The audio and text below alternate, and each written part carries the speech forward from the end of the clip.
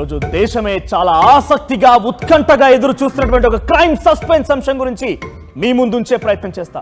చాలా సవివరంగా కొన్ని ఏళ్ల చరిత్రకు సంబంధించినటువంటి అంశం దగ్గర చాలా కీలకమైనటువంటి విస్తుపోయే విషయాలు వెల్లో చూస్తున్నాయి. అవన్నీ కూడా చాలా వివరంగా మీ ముందుంచే ప్రయత్నం నేను చేస్తా. బిఫోర్ దాట్ మీరు దయచేసి ఈ వీడియోని సేవ్ చేసుకోండి, డౌన్లోడ్ చేసుకోండి, ఈ వీడియో నలుగురికి షేర్ చేయండి, చివరి వరకు చూసే ప్రయత్నం చేయండి. బికాస్ ఈ వీడియో ఏ క్షణమైనా డిలీట్ అవ్వచ్చు.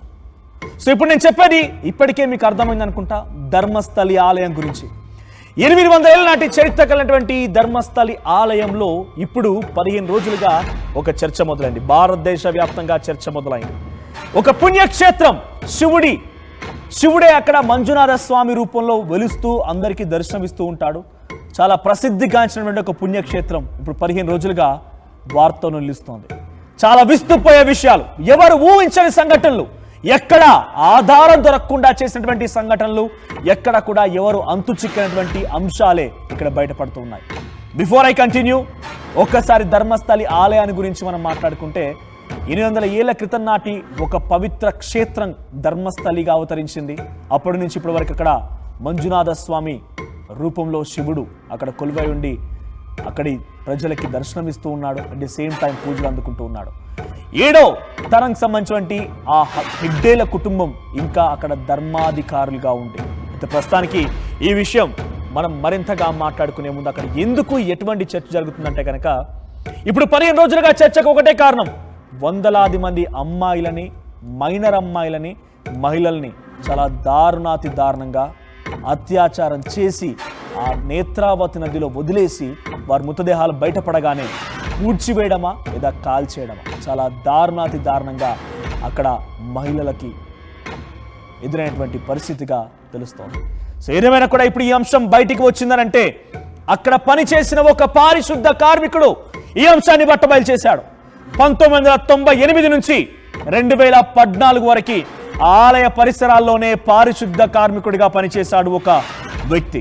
అయితే ఆ వ్యక్తి 2014 తర్వాత ఆలయంలో పనిచేయడం ఆపేసి వేరే ప్రాంతానికి వెళ్ళిపోయాడు. ఇప్పుడు తనని గిల్టీ అంటే తనను పాశ్చాత్తాపంగా పడే విధంగా చేస్తోంది. అట్ ది సేమ్ టైం నేను ఈ అంశం గురించి చింతిస్తున్నాను. ఇప్పటికైనా నేను ఈ అంశాన్ని బయట పెట్టకపోతే అసలు నాకు జీవితమే లేదు అన్నట్టుగా ఆయన ఇప్పుడు బయట పెట్టినట్టు తెలుస్తోంది. ఒకరిని కాదు, ఇద్దరిని కాదు, వందలాది మంది మహిళల్ని, అత్యాచారానికి గురైనటువంటి ఆ మహిళల్ని, దాడి చేయబడ్డటువంటి ఒంటిపై గాయాలతోటువంటి ఆ మహిళల్ని, మైనర్ అమ్మాయిలని, విద్యార్థులని నేను నా చేత్తో పూర్తి చేశాను. నేను పూర్తి చేయకపోతే, నేను వారిని తగలబెట్టకపోతే, ఆ మృతదేహాలని పూర్తిగా కొలాప్స్ చేయకపోతే, ఆధారాలను ధ్వంసం చేయకపోతే నన్ను సైతం పాతి పెడతానని చెప్పి బెదిరించారు. అందుకే నేను ఈ పని చేయాల్సి వచ్చింది. ఆయన చెప్పిన మాటలు ఒక్కోటి నిజంగా ఒళ్ళు గగ్గురు పొడుస్తోంది. నిజంగా ఆ మాటలు వింటుంటే రక్తం మరుగుతోంది, కన్నీళ్లు పెట్టాల్సిన పరిస్థితి వస్తోంది. ఇక్కడ మీరు చూస్తున్నటువంటి ఆ విజువల్స్ లో కనిపించేటువంటి పూర్తిగా నల్ల దుస్తులు ధరించినటువంటి వ్యక్తి ఆయనే అక్కడ 2014 వరకు పారిశుద్ధ కార్మికుడిగా పనిచేసిన వ్యక్తి. సో ఆయన చెప్పిన మాటలు ఏంటంటే, చాలా మంది మహిళల యొక్క మృతదేహాలు రాత్రికి రాత్రే నేత్రావతి నదిలో కొట్టుకు వచ్చేవి. ఆ మృతదేహాలను బయట తీసేవాడిని, నన్ను బలవంతంగా తీయించేవారు, వాటిని పూడ్చేవాడిని, వాటిని పెట్రోల్ డీజిల్ పోసి కాల్చేవాడిని, లేదనంటే నన్ను చంపేస్తానన్నారు. ఒక్కోసారి ఒక్కో రకంగా ఆ మహిళ మృతదేహాలు కనిపించేవి. అత్యాచార ఆనవాళ్లు ఉండేవి, దాడి చేసిన గాయాలు ఉండేవి. మరీ ముఖ్యంగా విద్యార్థినులు కూడా, మైనర్ అమ్మాయిలు కూడా వారికి లోదుస్తులు ఉండేవి కాదు. వారి ప్రైవేట్ పార్ట్స్ దగ్గర చాలా గాయాలు ఉండేవి. ఇటువంటి విషయాలని ఆ వ్యక్తి పంచుకున్నాడు. ప్రస్తుతానికి మీరు చూస్తున్న విజువల్స్ లో కనిపించే వ్యక్తి రీసెంట్ గా జూన్ 20వ తేదీన బహుశా ఆయన బయటికి వచ్చి పోలీసుల ఎదుట ఆయన తన యొక్క వాంగ్మూలాన్ని ఇవ్వడానికి వచ్చారు. పోలీసులతో పాటుగా అక్కడికి వెళ్ళినట్టుగా తెలుస్తోంది. కానీ పోలీసులు ఆయనను వెంట తీసుకువెళ్లారు, కానీ అక్కడికి వెళ్ళలేదు. ఆయన ఎక్కడ పూడ్చిపెట్టాను, ఎక్కడ మృతదేహాలకి ఖననం చేశాను అటువంటి విషయాన్ని కూడా చెప్తానన్నాడు. కానీ పోలీసులు ఆయన వెంట వెళ్ళలేదు, ఆయన ఒక్కడిని వదిలేశారు. దీనికి ఏంటి అని పోలీసులు సమాధానం అడిగితే పోలీసులు అసమర్థంగా సమాధానం చెప్తున్నట్టు తెలుస్తోంది. నేను ఇంకా చాలా ఇంట్రెస్టింగ్ విషయాలు చెప్పబోతున్నాను. ఈ వీడియోని చివరి వరకు చూడడంతో పాటుగా ప్లీజ్ మళ్ళీ మీకు గుర్తు చేస్తున్నాను, వీడియోని సేవ్ చేసుకోండి. సో ప్రస్తుతానికి ఇక్కడ ఆ పారిశుద్ధ్య కార్మికుడు 2014 తర్వాత వెళ్ళిపోయి ఇప్పుడు ఎందుకు బయటికి వచ్చాడనేటువంటి విషయాన్ని కూడా మనం లోతుగా దీనిపైన విశ్లేషిస్తే ఆ వ్యక్తి యొక్క కుటుంబంలో నుంచి కూడా ఒక అమ్మాయి పైన ఇటువంటి దారుణానికి ఒడిగట్టారట, ఈ రకంగానే బెదిరించారట, ఈ రకంగానే తనని కూడా హతమార్చబోయారట. అందుకే ఇకనైనా నేను మేలుకోకపోతే, ఇకనైనా నేను బయటికి రాకపోతే నా జీవితానికి ఇంతకు మించినటువంటి ఒక మచ్చ ఉండదు, నేను రోజుకి కనీసం నిద్ర పట్టడం లేదు, నేను ఇప్పటికైనా మేల్కొని ఈ విషయాన్ని చెప్పకపోతే ఇక నాకు జీవితం అనే దానికి ఒక అర్థం పరమార్థం ఉండదని చెప్పి ఆయన బయటికి వచ్చినట్టుగా చెప్తూ ఉన్నాడు. సో ప్రస్తుతానికి ఈ విషయం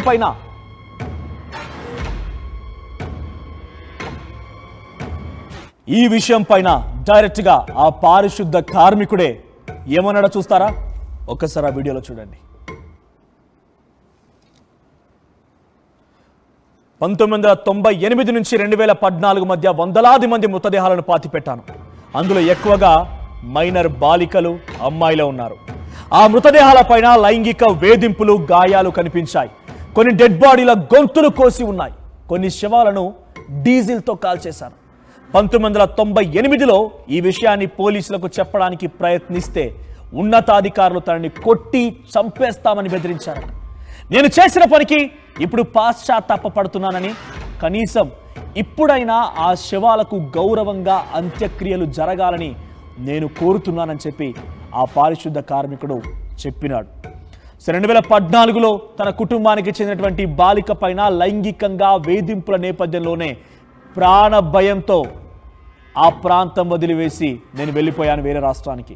ఇప్పుడు ఇకనైనా చెప్పకపోతే, నేను పశ్చాత్తాపానికి గురి కాకపోతే ఇంతకు మించి దారుణం ఉండదు, అసలు నా మనిషి అనే జీవితానికి అర్థం పరమార్థం ఉండదు అని బయటకు వచ్చాడు. ప్రాణాలకు తెగించి, తన ప్రాణం పోయినా పర్వాలేదని తెగించి ఆ వ్యక్తి బయటకు వచ్చినట్టు తెలుస్తోంది. ఇప్పుడు తాజాగా కొన్ని విషయాలు చెప్తున్నా నేను.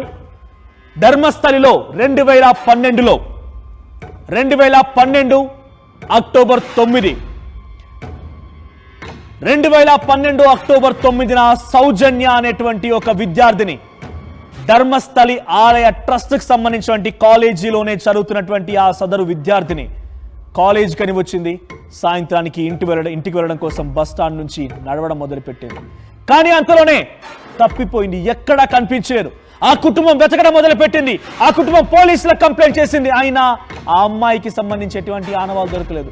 కాస్త ఆలస్యమైన ఆ అమ్మాయి హత్య గావించబడినటువంటి ఒక పొజిషన్లో కనిపించింది. తనని హత్య చేశారు. అయితే ఈ సంఘటన పైన ఏకంగా అక్కడి పోలీసులు ఇన్వెస్టిగేషన్ ప్రారంభించి కొంత అక్కడి పనిచేస్తున్నటువంటి ఒక కార్మికుడిని, సంతోష్ అనేటువంటి ఆ యువకుడిని అదుపులోకి తీసుకున్నారు. ఇక్కడ మీరు చూస్తున్నారు కదా, సౌజన్య అనేటువంటి ఆ విద్యార్థినినే 2012 అక్టోబర్ 9న మిస్ అయింది. అయితే ఈ ఘటనలో సంతోష్ అదుపులోకి తీసుకున్నారు. సంతోష్ని అదుపులోకి తీసుకున్న తర్వాత ఇక్కడ స్థానిక పోలీసులని కొంతమంది ఇన్ఫ్లుయెన్స్ చేస్తున్నారని చెప్పి ఆ కేసుని సిఐడికి మార్చారు. సిఐడి కాస్త సిబిఐకి మార్చింది. కొన్ని రోజుల పాటుగా ఆ కేసులో ట్రయల్ని ఎదుర్కొన్నాడు సంతోష్. కానీ చివరాఖరిన సిబిఐ ఇన్వాల్వ్మెంట్ అయినా, సిఐడి ఇన్వాల్వ్మెంట్ అయినా, పోలీస్ ఇన్వాల్వ్మెంట్ అయినా సంతోష్ ఈ హత్య చేశాడని ఎక్కడా కూడా నిరూపణ కాలేదు.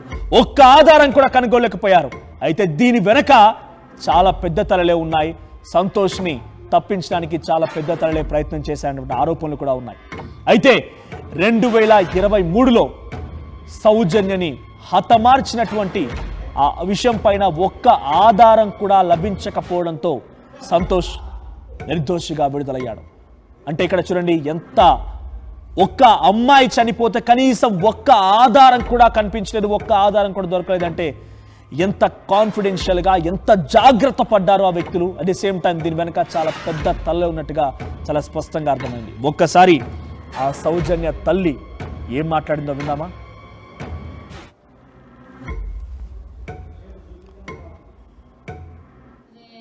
ನಮಗೆ ಒಂದು ಕಡೆಯಲ್ಲಿ ನಮಗೆ ಸಂತೋಷ ಆಗುತ್ತಿದೆ, ಇನ್ನೊಂದು ಕಡೆಯಲ್ಲಿ ಸ್ವಲ್ಪ ಅಂದ್ರೆ ಯಾವ ರೀತಿಯಲ್ಲಿ SIT ತನಿಖೆಗೆ ಜನ ಬಿಟ್ಟಿದ್ದಾರೆ ಸರ್ಕಾರ ಅಂತ ಅದ್ರೂ ಗೊತ್ತಿಲ್ಲ. ಯಾಕಂದ್ರೆ ಇದ್ರ ಮುಂಚೆ ಕೂಡ CBI CID ಕೂಡ ಇದೇ ರೀತಿ ಬಿಟ್ಟಿದ್ದಾರೆ. ಸೌಜನ್ಯದೊಂದು ಪ್ರಕರಣವನ್ನು ನೀವು ತನಿಖೆ ಮಾಡಿ ಅಂತ ಬಿಟ್ಟಿದ್ದಾರೆ. ಅದರಲ್ಲೂ ಕೂಡ ಎಲ್ಲವನ್ನೂ ನಾಶ ಮಾಡಿದ್ದಾರೆ. ಧರ್ಮಸ್ಥಳದ ಕಡೆಯಿಂದಲೇ ಅವರ ಕಡೆಗೆ ಬಿಟ್ಟಿದ್ದಾರೆ. ಅವರ ಕಡೆಯಿಂದ ಜನಗಳಿಂದಲೇ ನಮ್ಮ ಒಂದು ಸಿಬಿಐ ತನಿಖೆಗೆ ಬಿಟ್ಟಿದ್ದಾರೆ. ಅದರಿಂದ ಇದನ್ನು ಕೂಡ ನಮಗೆ ನಂಬಿಕೆ ಆಗುದಿಲ್ಲ. ಇದ್ರಲ್ಲಿ ಕೂಡ ಡೌಟ್ ಇದೆ, ಯಾವ ರೀತಿಯಲ್ಲಿ ತನಿಖೆಗೆ ಬಿಟ್ಟಿದೆ ಅಂತ ಗೊತ್ತಿಲ್ಲ. ಇನ್ನು ಯಾವ ರೀತಿ ಒಳ್ಳೆ ರೀತಿಯಲ್ಲಿ ತನಿಖೆ ಮಾಡಿದ್ರೆ ಖಂಡಿತ ನನ್ನ ಮಗಳಿಗೆ ಅದರಲ್ಲೂ ಕೂಡ ನ್ಯಾಯ ಸಿಗುತ್ತೆ. ಅಷ್ಟೊಂದು ಅತ್ಯಾಚಾರ ಪ್ರಕರಣ ಆದ ಆ ಮಕ್ಕಳ ಜೊತೆಗೆ ನನ್ನ ಮಗಳಿಗೆ ನ್ಯಾಯ ಸಿಗುತ್ತೆ ಅನ್ನುವಂಥದ್ದು ನಾನು ನಂಬಿಕೆ ಇಟ್ಟಿದ್ದೇನೆ. ಒಳ್ಳೆ ರೀತಿಯಲ್ಲಿ తనిఖీ ಮಾಡಬೇಕು. ఇప్పుడు చూసారు కదా, సౌజన్య ఒక్కతే కాదు, ఇంకా చాలా మంది అమ్మాయిలు అక్కడ మరణించిన పరిస్థితిలో కనిపించారు. అందరి కోసం కూడా ప్రస్తుతానికి ఒక్కొక్కరు మాట్లాడడంతో దీనిపైన కర్ణాటక ప్రభుత్వం సీరియస్ అయింది. కర్ణాటక ప్రభుత్వం సిట్ని ఏర్పాటు చేసింది. ఇప్పుడు ఆ తల్లి మాటలు విన్నారు కదా, నాకు చాలా సంతోషంగా ఉంది. ఇకనైనా ఈ కేసుని మళ్ళీ పునరుద్ధరిస్తున్నారు, మళ్ళీ ప్రారంభిస్తున్నారు. సిఐడి సిబిఐలు పోలీసులు ఏం చేయలేకపోయారు. నాకు ఇప్పటికీ అనుమానంగా ఉంది. నేను మళ్ళీ పోలీసులను కోరుతున్నా, ఇకనైనా న్యాయం చేయమని అడుగుతున్నా. ఇకనైనా తన కూతురి మరణానికి కారణం ఏంటో తెలుసుకోవాలని చెప్పి ఆ తల్లి తన ఆవేదనను వ్యక్తపరుస్తోంది. ప్రస్తుతానికి ఇప్పుడున్నటువంటి సిట్ అధికారులపైన కూడా అనేక రకాలుగా ఆరోపణలు వినిపిస్తున్నాయి. మళ్ళీ ఎవరో చాలా పెద్ద తలలే దీని వెనుక ఉన్నారనేటువంటి అనుమానాలు పెద్ద ఎత్తున అందరినీ కలవరపాటు గురి చేస్తున్నాయి. ఏకంగా డైరెక్ట్గా నేను పేరు చెప్తున్నాను. ఇక్కడ తన తల్లి కూడా ఆరోపిస్తున్న పేరు, ఎవరైతే ఆలయ ధర్మ అధికారిగా ఉన్నారో హెగ్డే కుటుంబానికి సంబంధించిన వ్యక్తులే దీని వెనుక ఉన్నారు. వీటన్నిటికీ ఆయనే కారణం ఉన్నట్టుగా కూడా చాలామంది ఆరోపిస్తూ ఉన్నారు. అయితే ఇంకో ఘట్ట కూడా చెప్పాలనుకుంటున్నా మీకు నేను. ఇక్కడ మరొక అమ్మాయి పద్మలత కూడా చాలా చిన్న అమ్మాయి, మైనర్ బాలిక. తను కూడా ఇదే పరిస్థితుల్లో అక్కడ కనిపించింది. చాలా దారుణంగా తన పైన కూడా అత్యాచార ఆనవాళ్ళు ఉన్నాయి.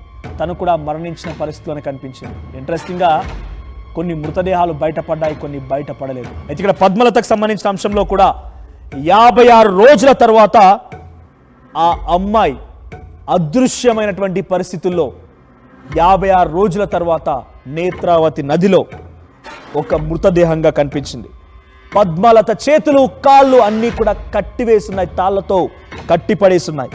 అయితే ఆమె కూడా చాలా దారుణంగా అత్యాచారానికి గురైంది, తనని హత్య చేశారని చెప్పి ఆనవాళ్ళు కూడా బయటపడ్డాయి. కానీ ఆ కేసును కూడా పోలీసులు ఛేదించలేకపోయారు. దీని వెనక ఉన్నది ఎవరనేది కనుగొనలేకపోయారు. ఒకసారి పద్మలత సోదరి కూడా మాట్లాడింది, ఆమె మాటలు కూడా వినండి.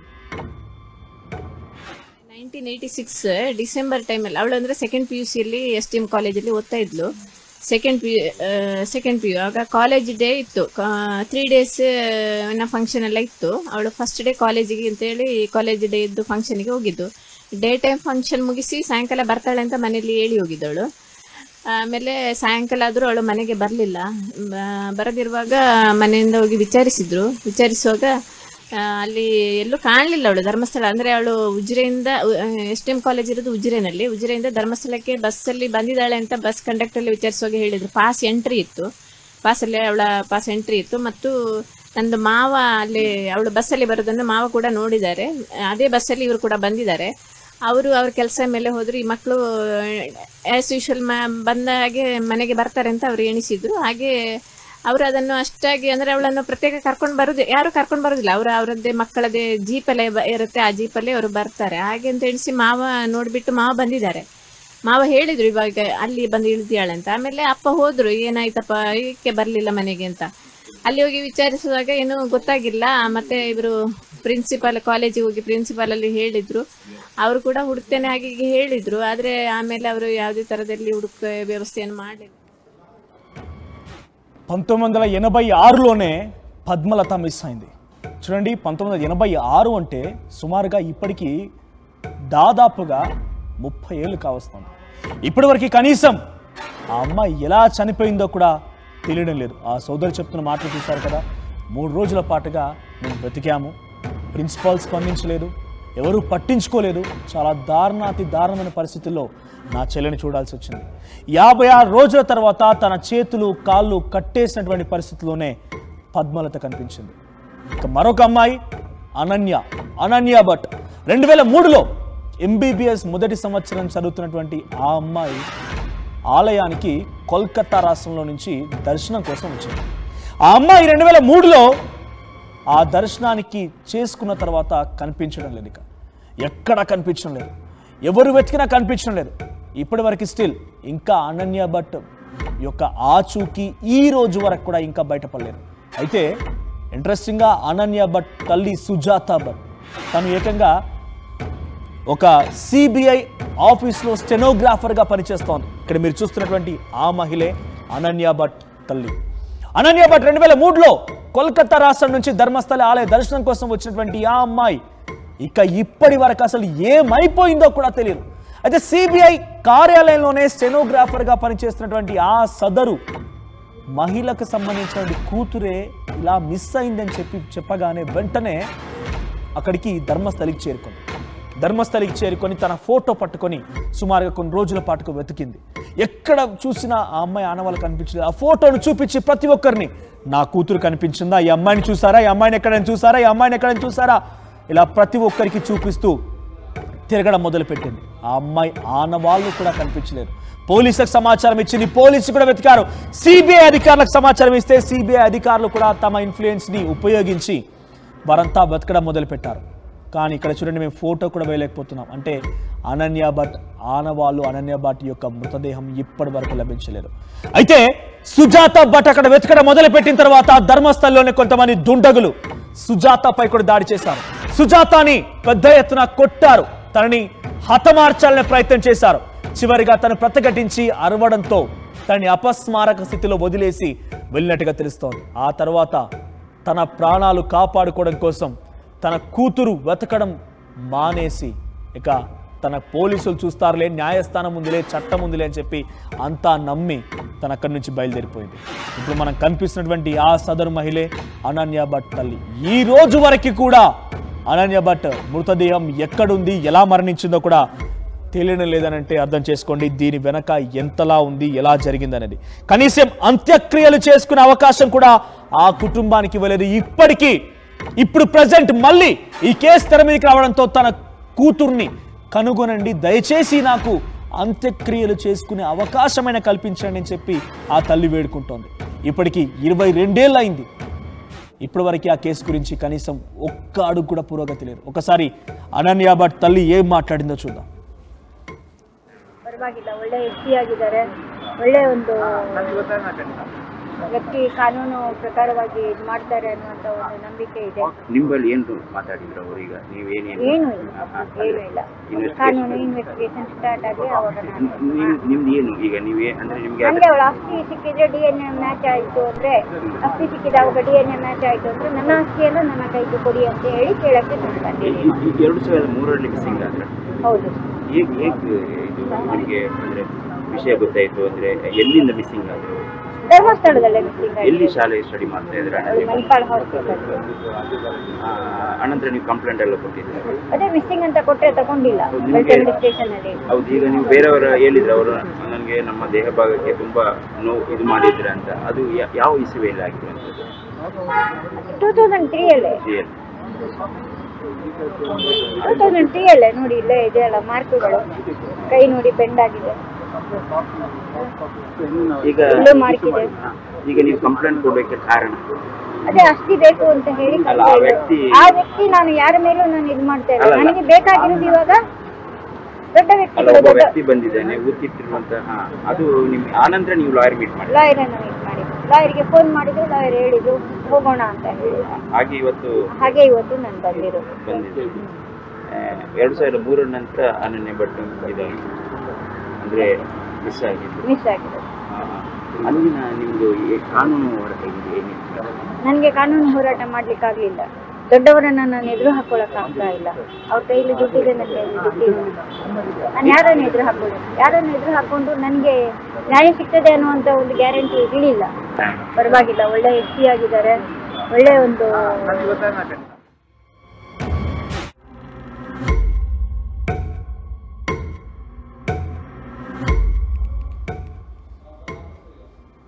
చూసారు కదా, 2003లో మణిపాల్ మెడికల్ కాలేజీలో చదువుతూ పనిచేస్తున్నటువంటి తన కూతురు ఈ రోజు వరకు కనిపించలేదు.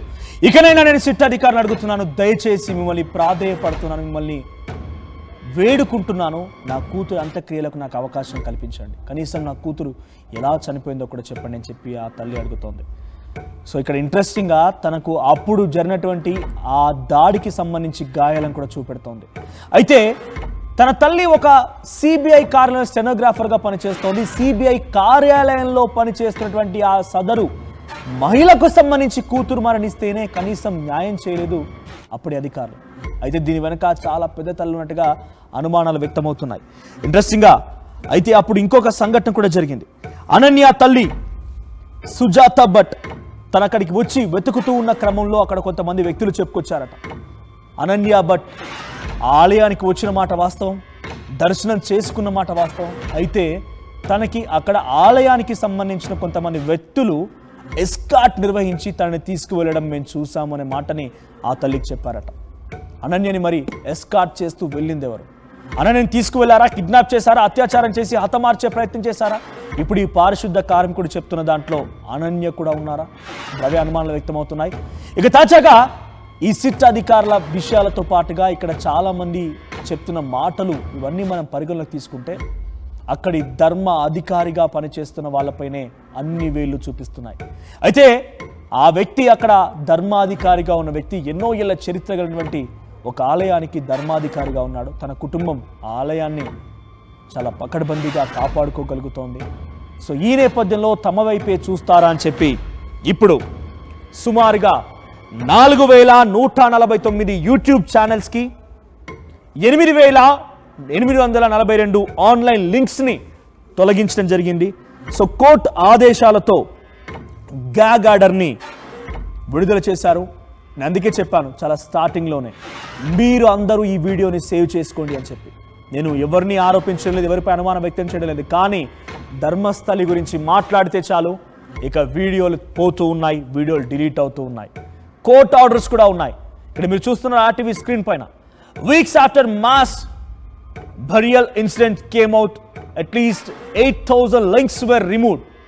8,800 8,800 లింక్స్ ని తొలగించడం జరిగింది. గ్యాగ్ ఆర్డర్ ఉంది. I repeat again, gag order ఉంది. నా వీడియో కూడా ఏ క్షణమైనా డిలీట్ అవ్వచ్చు. దయచేసి సేవ్ చేసుకోండి. సో ఇక ధర్మస్థల ఆలయానికి సంబంధించి ప్రతిష్టత గురించి మాట్లాడుకుందాం.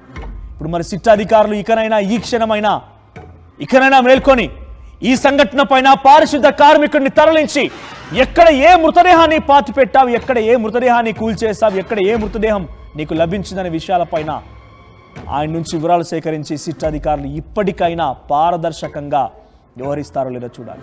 ఇది ధర్మస్థల ఆలయానికి సంబంధించిన చరిత్ర గురించి మనం ఇందాకే స్టార్టింగ్లో కేవలం ఒక చిన్న మాట మాట్లాడుకున్నాం. డీటెయిల్డ్గా చూస్తే 800 ఏళ్ళ నాటి చరిత్ర గల ధర్మస్థలి ఆలయం ఒక కుటుంబానికి సంబంధించినటువంటి అంశం, కుటుంబ ట్రస్ట్ చేతిలో ఉన్నటువంటి ఒక ఆలయం ఇది. సో వారి పేర్లు చెప్తే డైరెక్ట్గా భీర్మన పెర్గడే, తన భార్య అమ్ము బల్లాల్తి, వీరిద్దరూ కూడా చాలా దైవ కార్యాలు, చాలా సమాజ సేవా కార్యక్రమాలు చేస్తూ ఉండేవారు. 800 ఏళ్ల క్రితమే వీరి ఆచూకి వీరు చెప్తోంది 800 ఏళ్ల క్రితం నాటి వ్యక్తులు వీరిద్దరు కూడా. సో వారింటికి ఒక రోజున ధర్మ దైవాలు వారి దగ్గరికి ఆతిథ్యం కోసం వచ్చాయట. సో ఆ ధర్మ దైవాలు వీరి యొక్క సేవాకి, వీరి యొక్క ఆలోచనకి, వీరినటువంటి దైవం పట్ల వీరినటువంటి ఒక భక్తికి వారి ఆతిథ్యాన్ని స్వీకరించి వారు మెచ్చి, వారు నచ్చి రాత్రి కలలో వచ్చి, ఎస్ మేము వచ్చింది దైవాలము, మీరు వెంటనే అక్కడ మంజునాథ స్వామికి ఒక ఆలయాన్ని నిర్మించండి అని చెప్పి మాటను చెప్పాయట. సో మీరున్నటువంటి ఆ ఇంటినే దేవాలయంగా కేటాయించమని చెప్పి కలలో ఆ ధర్మదైవాలు చెప్పాయట. దీంతో ఆ ఇద్దరు కూడా భీర్మన పెర్గడే, అమ్ము బల్లాల్తి ఇద్దరు కూడా తామున్నటువంటి ఆ ఇంటినే ఏకంగా దేవాలయంగా మార్చారు. చాలా ప్రతిష్టత కలిగినటువంటి ఒక ఆలయం ఇది. సో ఏకంగా ఆ అంశానికి సంబంధించి అప్పటి నుంచి ఆ దేవాలయం మొదలైంది. చాలా ప్రతిష్టమైనటువంటి పుణ్యక్షేత్రంగానే వెలుగొందింది. చాలా చరిత్ర గల ఆలయంగా ఉండిపోయింది. కానీ ఇప్పుడు బయటపడుతున్న ఈ విషయాలు చూస్తూ ఉంటే ఆలయానికి సంబంధించిన పవిత్రత పైన అనేక అనుమానాలు కలుగుతూ ఉన్నాయి. ఆలయానికి సంబంధించిన పవిత్రత పైనే కాకుండా అక్కడి ధర్మాధికారులపైనే అన్ని వేళ్లు వెళ్తూ ఉన్నాయి. సో ఇప్పుడు ఈ సున్నితమైన అంశంలో అనేక అనుమానాలు. నేను మళ్ళీ చెప్తున్నాను, ఇది చాలా సున్నితమైన అంశమే. ఎందుకనంటే ఎవరూ స్పందించడం లేదు. నేను చాలా సాహసోపేతమైనటువంటి ఒక అంశాన్ని మీ ముందుంచే ప్రయత్నం చేస్తున్నాను. బికాస్ పోలీసులు, చట్టాలు, న్యాయస్థానాలు, ప్రభుత్వాలు, ప్రతిపక్షాలు అంతా సైలెంట్ అయిపోయారు. ఏకంగా సిట్ ఏర్పాటు చేసిన సిట్ పోలీసులు కూడా ఆ వ్యక్తి చెప్పే మాటలు నమ్మడం లేదు. తను చివరిగా ఎక్కడైతే పూడ్చాడో అక్కడి వరకు తీసుకెళ్తానని చెప్పి వాళ్ళ వెంట తీసుకెళ్ళినా కూడా ఆ వ్యక్తి ఒక్కడు మాత్రమే తను ఖననం చేసిన ప్రాంతానికి వెళ్ళాడు, కానీ పోలీసులు రాలేదు. ఎందుకు, ఏం జరిగిందనేటువంటి అనుమానాలు వ్యక్తమవుతుంటే